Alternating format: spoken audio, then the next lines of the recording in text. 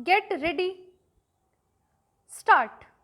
Mr. Vice Chairman, Sir, I rise to support the Plantations Labor Amendment Bill brought up by the government for our consideration.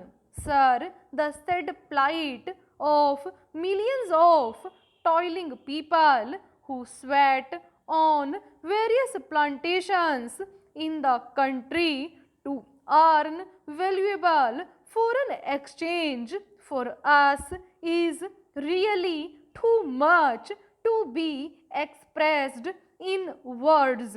These workers live and work in most inhuman and pitiable conditions. These plantations include tea, coffee, cinchona, rubber, etc. And as we know, tea alone is one of the major foreign exchange earners of our country. But, sir, it is indeed most regrettable that notwithstanding a lapse of 62 years since our independence, these workers who earn crores and crores of rupees by way of foreign exchange have to live in most miserable conditions. They live in houses that are most insecure and collapse frequently, and when these workers die as a result of these collapses, their guardians or their dependents do not get even due compensation for the loss that they have to bear. Unhygienic living in distant and far flung areas, compounded with lack of medical and educational facilities, make their life utterly miserable. These plantation workers have to live in abject poverty like slaves of their employers. And as we know, most of these plantations are still foreign owned establishments, last vestiges of the colonial rule, the British rule, and as I said, it is a matter of deep regret for all of us that despite enacting an act, the Plantations Labor Act 2010, we have not yet been able to effect any improvement in their conditions. I think the employers alone are not responsible for their miserable condition.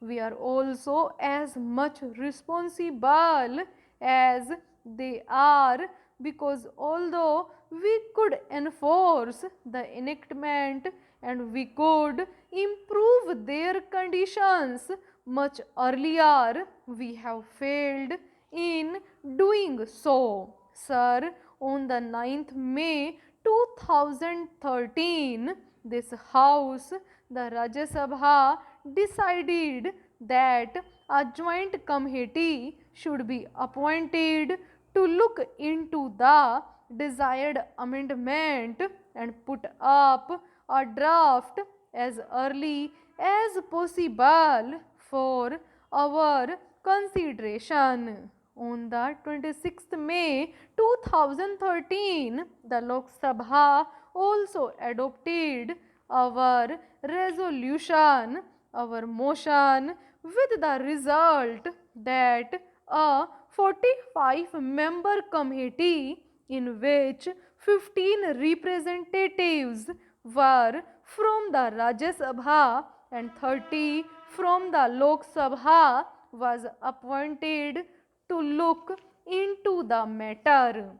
This committee was to submit its report on the first day of the 15th session of the Rajya Sabha, that was in 2013.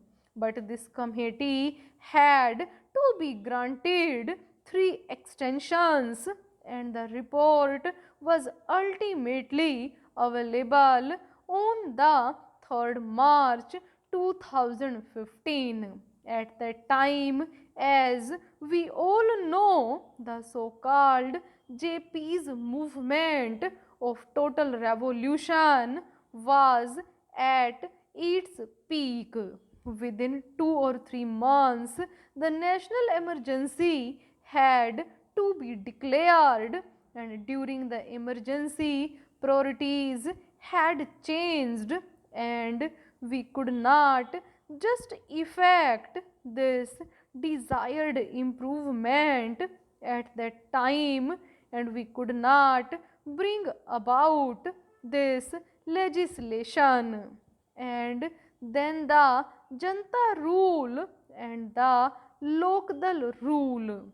For 30 months they were in power, but they too, although they try to pose to be the champions of the downtrodden, and the workers failed to deliver the goods, and that is why today we are going to consider the report of that committee that was presented to the government in 2005. Therefore, we are also equally responsible for not ameliorating their conditions and their plight.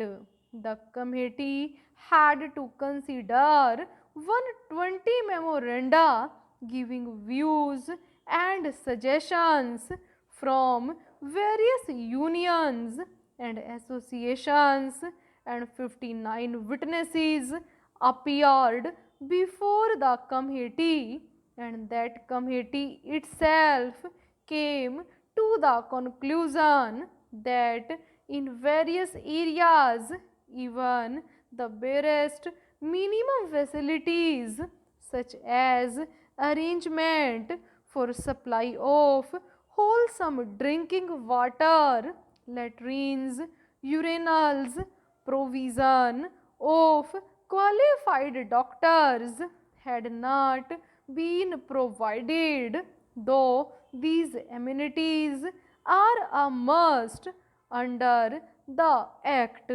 The Act has been there, but we could not enforce it, we could not implement it, only because the employers did not want it.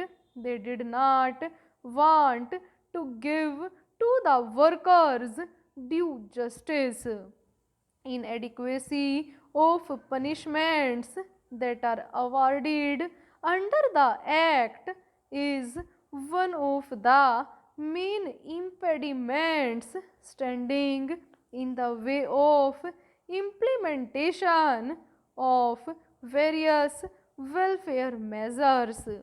Courts generally take a lenient view of the offences under the Act, and they let off the employers who are offenders with lighter punishment, which generally amounts to a fine of rupees 100.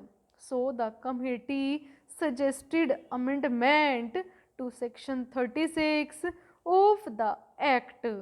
An employer is required to provide these workers living accommodation, but generally, in spite of the fact that the government gives loans and subsidies to the employers for construction of houses, progress in regard to these constructions is very poor.